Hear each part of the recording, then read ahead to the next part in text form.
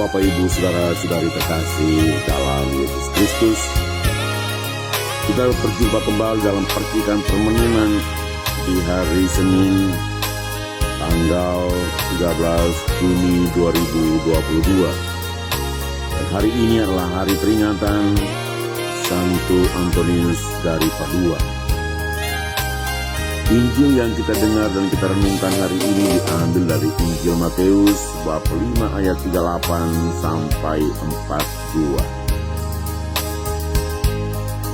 Dalam khotbah di bukit, Yesus berkata, "Kalian mendengar bahwa dahulu disabrakan mata ganti mata, gigi ganti gigi.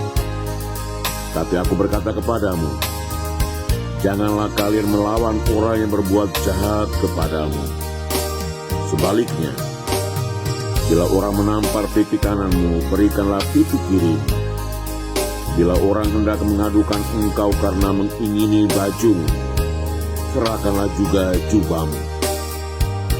Bila engkau dipaksa mengantarkan seorang berjalan sejauh 1 mil, berjalanlah bersama dia sejauh 2 mil. Berikanlah kepada orang apa yang dimintanya, dan jangan menolak orang yang mau meminjamkan sesuatu daripadamu." Demikianlah sabda Tuhan. Terpujilah Kristus.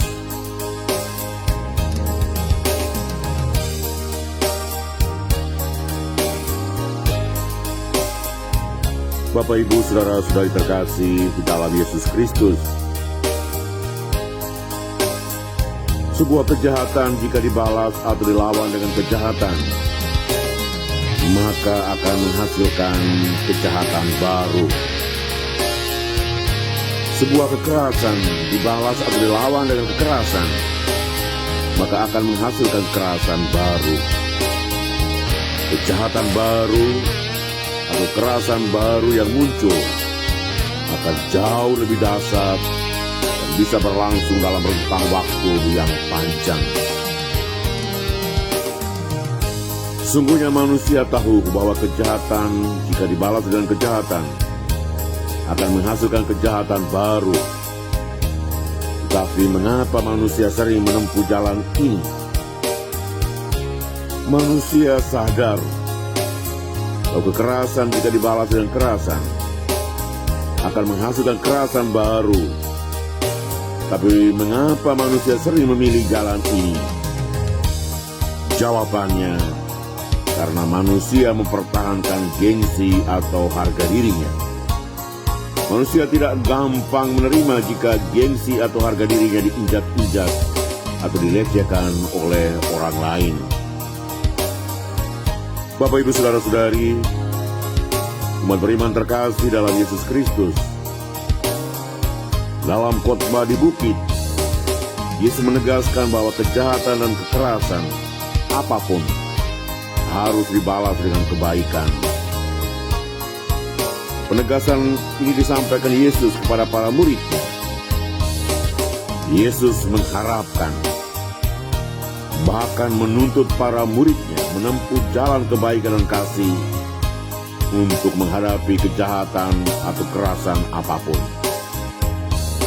Yesus berkata, "Kamu telah mendengar mata ganti mata, gigi ganti gigi, tetapi aku berkata kepadamu, janganlah kamu melawan orang yang berbuat jahat kepadamu. Siapapun yang menampar pipi kananmu, berilah kepadanya juga pipi kirimu." Jalan kebaikan yang diajarkan Yesus sebagai para muridnya sesungguhnya merupakan sebuah jalan bijak, jalan yang tepat, jalan yang benar. Yesus telah menunjukkan jalan kasih dan kebaikan dalam menghadapi kejahatan dan kekerasan.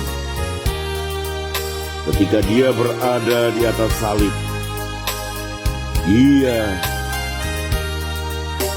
menunjukkan kasih dan kebaikannya kepada mereka yang menyalibkan dia. Dia mendoakan mereka. Di sini nampak jelas bahwa Yesus menunjukkan jalan kebaikan dalam menghadapi kekerasan yang dilakukan oleh mereka yang menyalibkan dia. Dia tak pernah membenci mereka. Dia tak pernah memusuhi mereka. ia tak menyimpan dendam. Ia justru berdoa memohon kepada Bapanya agar dosa dan kejahatan mereka diampuni. Saudara-saudari terkasih dalam Yesus Kristus, Santo Antonius dari Padua yang kita peringati hari ini menunjukkan dengan jelas sosok imam dan penjaga gereja yang mengedepankan kasih dan kebaikan. Kasih dan kebaikan yang diwujudkan dalam hidupnya membuat banyak orang tertarik akan kepribadiannya. Sejatinya, Santo Antonius dari Padua mampu meneladani semangat kasih dan kebaikan dari Yesus. Yesus juga mengajarkan kita untuk menempuh jalan kasih dan kebaikan dalam menghadapi kejahatan dan kekerasan.